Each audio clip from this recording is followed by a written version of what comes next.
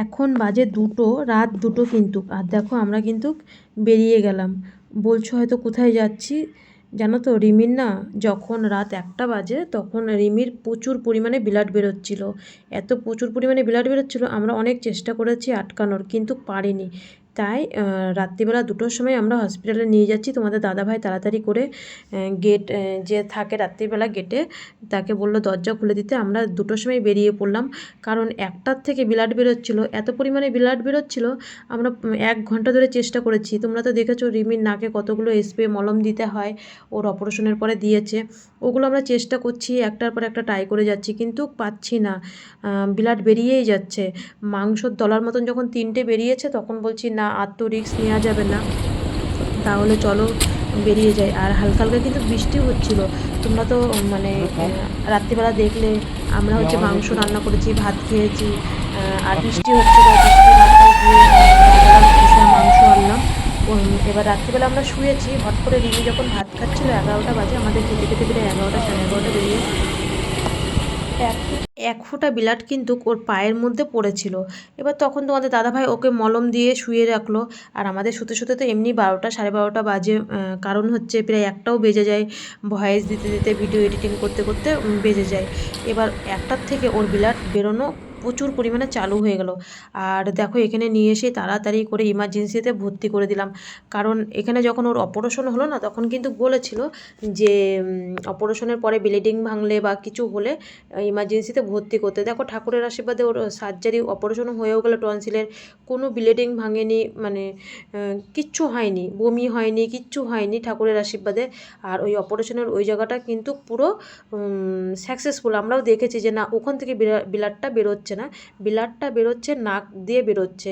আর থ্যালাসেমিয়াদের কিন্তু একটু হালকা পাতলা ব্লাড বেরোয়, কিন্তু ওর কেন যে এত ব্লিডিং মানে ভাঙে বুঝি না নাক দিয়ে। এবার হচ্ছে যখন আমি প্রথম ইউটিউব চ্যানেল খুলি, আমার নিচের ভিডিওতে যদি দেখো যে 4 মাস আগে কিন্তু ওর এরকম হয়েছিল, রং খেলার পরের দিনকে বনগাঁয় কিন্তু 3 দিন ভর্তি ছিলাম।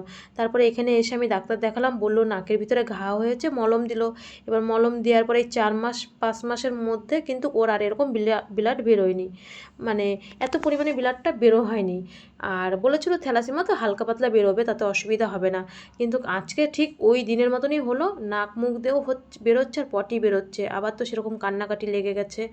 আর দেখো এখানে এসে 2টোর সময় ভর্তি হলাম, এখন বাজে 5টা। আর এখানে 5টার থেকেই কিন্তু মুছামুছি চালু হয়ে যায়। ডাক্তার কিন্তু 2টোর থেকে কিন্তু ডাক্তার লেগেছিল, মানে ওর ট্রিটমেন্ট করে যাচ্ছে 2টোর থেকে।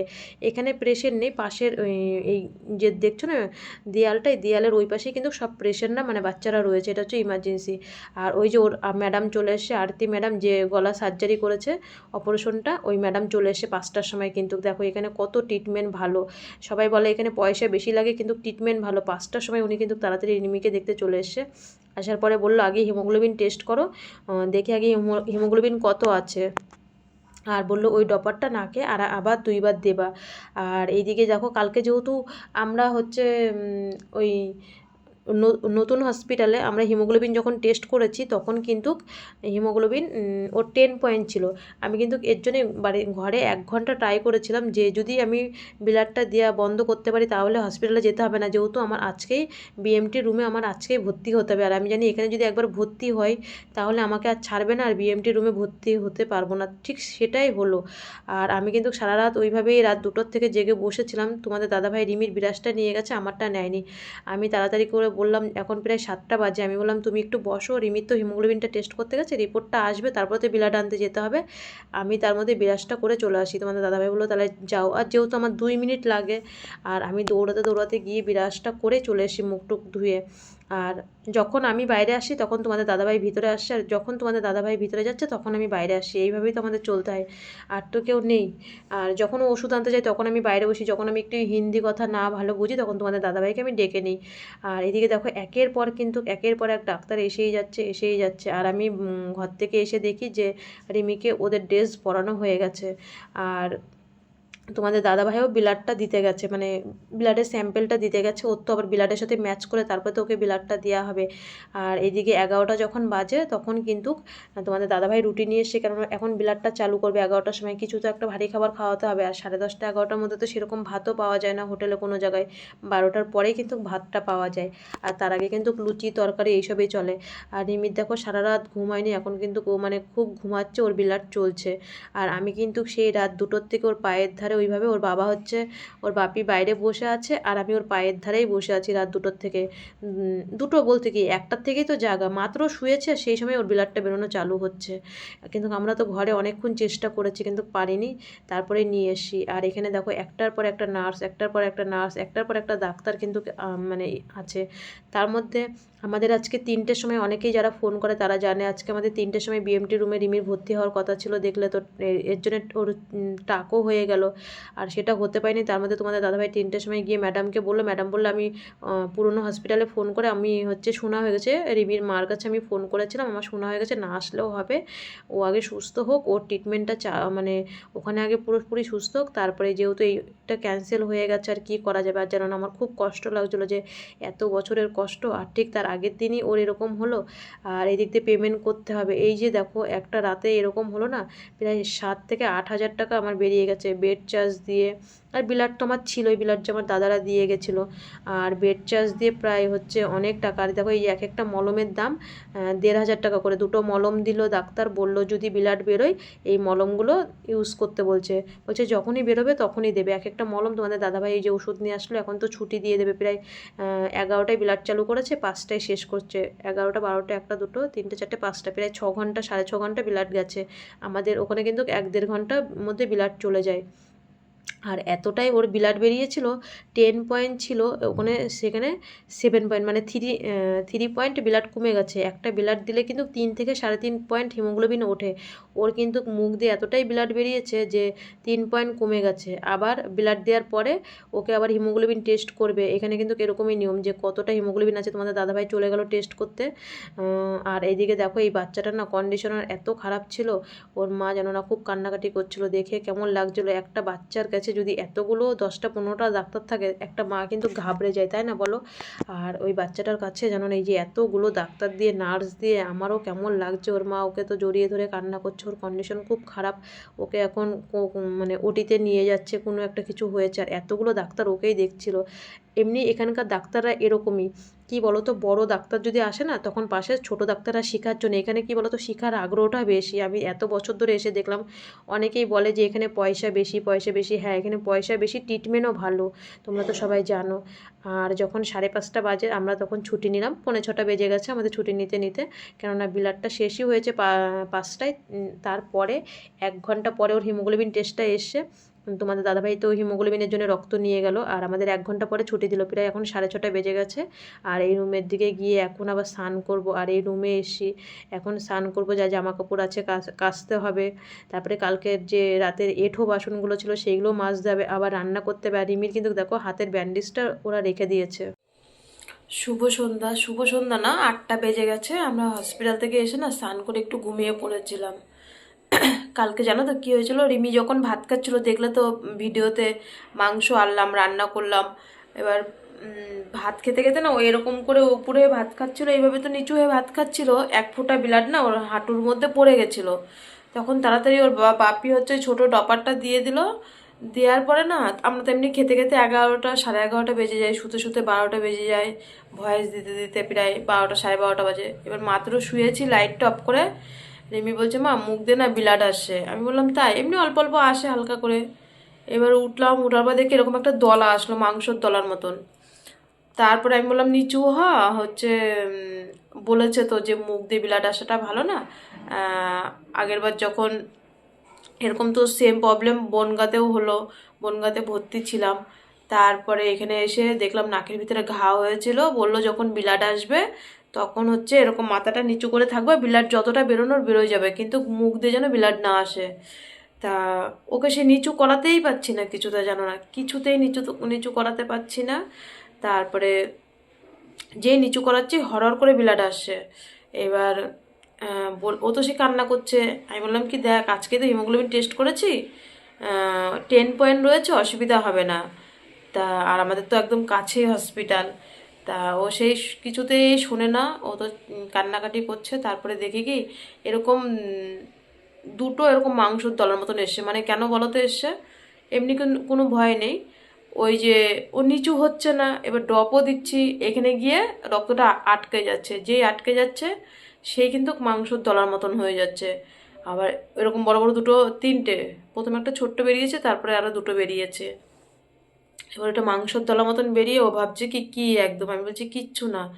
তারপরে দেখো যেই হসপিটালে ভর্তি হলাম সেই কিন্তু কার ব্লাড বেরোয়নি, যেই ভর্তি হলাম, নাহলে কিন্তু আজকে আমরা বিএমডি রুমে ভর্তি ভর্তি হয়ে যেতাম।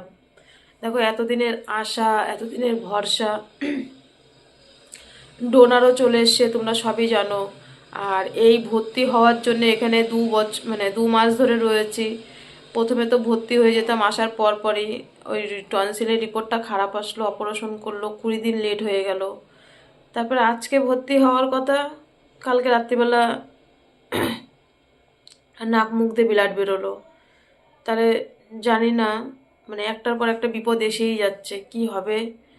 আর 13 বছরের কষ্ট, ভাবছিলাম যে আজকেই ভর্তি হয়ে যাব, কিন্তু হলো না। যাই হোক, কী করা যাবে, কপাল খারাপ আমার। তা এই যে হসপিটালে যে ভর্তি হলাম না, একটাও কিন্তু স্যালাইন বা কোনো কিছু সেরকম ওষুধ টষুধ কিচ্ছু দিতে হয়নি। ও যদি হয়তো আর 5 মিনিট থাকতো, এমনি হিমোগ্লোবিন রিপোর্ট এসেছিলো 7 পয়েন্ট হয়ে গেছিলো, অসুবিধা তো না। আমরা যদি আজকে 3টের সময় মানে বিএমটি রুমে ভর্তি হতাম, তারপরেও কিন্তু কখনো ব্লাড দেওয়া যেত। তা 7 পয়েন্টে এমন কোনো ব্যাপার হয় না, আমি সবসময় 7-8 পয়েন্টে ওকে ব্লাড দিই। তা 7 পয়েন্টে ওখানে গিয়ে যদি রাত্রিবেলাও ব্লাড দিতাম অসুবিধা হতো না। তা ওই যে ও সেই খুব চেঁচাচ্ছিল যে নিয়ে হসপিটালে চলো, তো আমি সঙ্গে সঙ্গে হসপিটালে চলে গেলাম। যদি ঘরে থাকতাম কোনো 5 মিনিট দেখলেই হয়ে যেত, যেই হসপিটালে যেতে তো 2 মিনিট লাগলো দেখলে ভিডিওতে, মানে ভর্তি হতে হতে যা 4-5 মিনিট। যেই ভর্তি হলাম সারা রাত কিন্তু ওইভাবেই রাখলো, ওরা ট্রিটমেন্ট চালু করলো, আরতি ম্যাডামের কাছে ফোন করলো, কিন্তু কোনো সেরকমভাবে কোনো ওষুধপত্র কিছু দিতে হয়নি। তারপরে শুধু ব্লাডটা দিয়ে ছেড়ে দিল, তার জন্য কিন্তু 7,000 7,500 টাকা একদিন, মানে রাত্রিবেলায় বেড চার্জ আর পরের দিনের বেড চার্জ দিয়ে প্রায় 7,000 7,500 টাকা চলে গেল। আর ওই দুটো মলম দিল, বলল যে ব্লাড আসলে ওই মলম দুটো দিতে বলেছে। আর কি করা যাবে জানো না। আজকে অনেকেই ফোন করেছে, যারা ফোন করেছো আমার ভিডিও দেখছো তারা তো জানোই আমার এত বছরের কষ্ট, এত টাকা পয়সা জোগাড় করে এত লোকের কারোর কাছে গেছি, কেউ ঘাত ধাক্কা দিয়ে বের করে দিয়েছে, কেউ সাহায্য করেছে। তাই এত বছরের কষ্ট, আমি খুব মানে আশায় ছিলাম, দেখলাম তো টাকাও করে ফেললো ভর্তি হব বলে। আর কি করা যাবে, এরকম হট করে নাক মুখ দিয়ে ঠিক আগের দিন রাত্রেবেলায় ব্লাডটা বেরোতে হলো। এখন হচ্ছে কালকে সকালবেলা ওর একটা ইঞ্জেকশন দিতে হবে, হাতের চ্যানেলটা করাই আছে, ও এখনও ঘুমাচ্ছে, সারা রাত তো সেরকমভাবে ঘুম হয়নি। আর ব্লাড দিলে একটু তো ঘুম হয়, ব্লাড দিলে পরের দিনকেও সকাল 10টা অবধি উঠতে পারে না, কিন্তু কালকেও ভোরবেলা মানে 6টার সময় একটা ইঞ্জেকশন আছে, আর ইন্ডোস্কোপি করবে। আবার আরতি ম্যাডাম দেখবে, দেখার পরে বোর্ডে লিখবে, লেখার পরে যদি দেখে নাকের ভিতরে সেরকম কিছু নেই, কেন এত ব্লাডটা বেরোচ্ছে, যদি দেখে যে সেরকম ঘা বা কিছু সেরকম কিছু নেই, তাহলে সঙ্গে সঙ্গে বোর্ডে লিখে দেবে। লিখে দিলে তাহলে যাবো, দেখবো কালকে একবার রানীপেটে কি বলে। একটা ডেট তো মিস হয়ে গেল, তাই না, ওদেরও তো ব্যাপার আছে ভর্তি করার।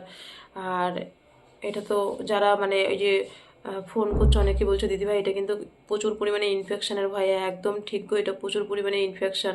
মানে যখনই যেই খাবারটা খেতে হবে তখনই সঙ্গে সঙ্গে মুখ কুলু কুলু করে ফেলতে হবে, কেননা ওই খাবারের ভিতরের থেকেও ইনফেকশন হবে মুখে থাকলে। আর এই রাতটা ঘরে কাটাবো, আবার ভোরবেলার থেকে 5টায় অ্যালার্ম দিয়ে রেখেছি, হচ্ছে 5:30টায় উঠেই, 5টা 5:30টায় উঠেই আবার 6টার সময় ওর একটা হাতে ইঞ্জেকশন দিতে হবে। আর ম্যাডাম দেখবে, ইন্ডোস্কোপি করবে, তারপরে রিপোর্টে যা আসবে তারপরে কম্পিউটারে তুলবে, তারপরে গিয়ে দেখি রানীপেটে যেয়ে দেখি আবার কবে ভর্তি নেয় জানি না। যাই হোক, আর কী বলবো জানো না, আজকে ভর্তি হতে পারিনি বলে সারাদিন, কালকে রাত্রিবেলার থেকে যখন ব্লাডটা বেরোচ্ছিলো তখনই এত কষ্ট হচ্ছে যে এত বছরের কষ্ট, আর ভর্তি হতে পারবো না। একেতেই 20 দিন লেট হয়ে গেলো, টনসিলের অপারেশন 20 থেকে 21 দিন লেট হয়ে গেল ঘরের ভিতরে। তারপরে আবার ভর্তি হতে পারবো না। খুব জানো না এত কষ্ট করছিল, যে এত কষ্ট করে আমি পয়সা করে জোগাড় করে এত কষ্ট করে সব কিছু করেও আর ভর্তি হতে পারলাম না। যাই হোক, সবাই ভালো থেকো, সবাই সুস্থ থেকো। এখন আবার রান্না করব, খাবো। সেই 4টে রুটি নিয়েছিল, রিমি একটাও খাইনি। আমি তোমাদের দাদাভাই তো রুটি খেতেই পারে না। ওই 4টে রুটি 3জন খেয়েছে, ওই একটা করে রুটি। এখন 8:30 বেজে গেছে, ঘুমিয়ে পড়েছিলাম। আর চা তো ওখান থেকে খেয়ে এসে ঘরে এসেও আর চা খাইনি, এখন রান্না করব, খাবো। যাই হোক, সবাই ভালো থেকো, সবাই সুস্থ থেকো।